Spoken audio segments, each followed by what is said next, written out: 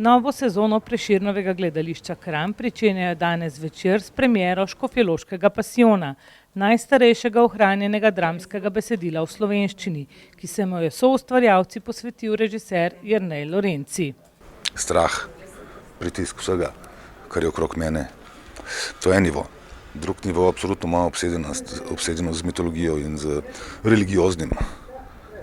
Morda prav zaradi tega, ker čutim pomanjkanje nekega religioznega občutja in pol brskam po teh materialih, da bi morda lahko izvlekel nekaj.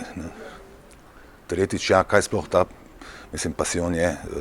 V naši predstavi ne gre samo za Kristusov pasijon, gre za človeški, občečloveški ali pa sleherniški pasijon.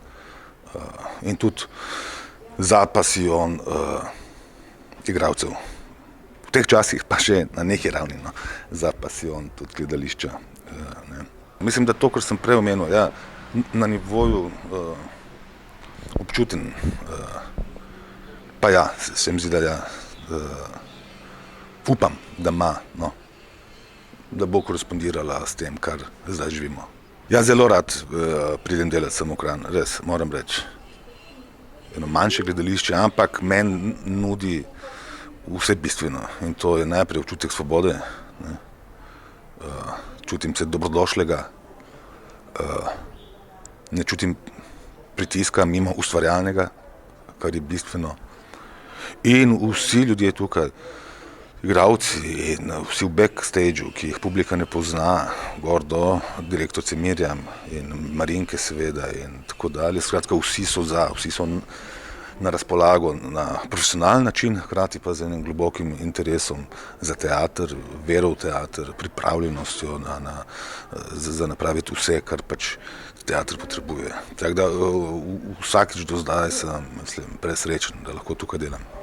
Čeprav je besedilo staro 300 let, je popolnoma razumljivo, ne glede na arhaični jezik, saj govori o problemih, ki zadevajo vse nas.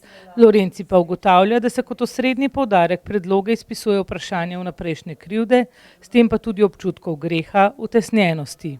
Od 700 nastopajočih na procesiji Škofjeloškega pasijona so za uprizoritev v Prešernovem gledališču Kranj strnili na 6. Med drugim bo igral Blaž Setnikar. Jaz moram reči, da sem ga enkrat že gledal, tudi v Škofji Loki, in jasno, ko sem videl, da se mi ukvarjamo s tem materialom, sem vedel, da sploh v Jernejevi režiji, da bo to popolnoma nek drug pristop, jasno, da se bo tukaj ukvarjalo z nekimi emocijami na prvem mestu, z doživljanjem gledalca in igralca obenem, bolj kot pa z nekim uprizarjanjem oziroma upoštevanjem teh nekih režijskih napotkov, ki so že v samem materialu praktično navedeni, zato ker jasno imamo manjši oder, manjša sredstva, manj ljudi, treba se stvari drugače lotiti, ampak za moje pojme je to absolutno nekaj bolj tudi izvirnega in tudi katarzičnega na nek način. Kako je delati z Jernejem, sploh tako veliko predstavo? Zmer je tako, mislim, v tem velikem je nekaj intimnega, in to je tisto, kar je dobro, ker mislim, da on tudi rad potegne iz igralca to, kar je intimno, in to intimno naenkrat postane veliko. In tudi tukaj dejansko pač imam neko tako vlogo, ki je pravzaprav nekako obrnjena sama vase, dosti je v bistvu neka moja prezenca tam na nek način, ker vse, kar se pravzaprav dogaja, peljejo bolj kot ne moji kolegi.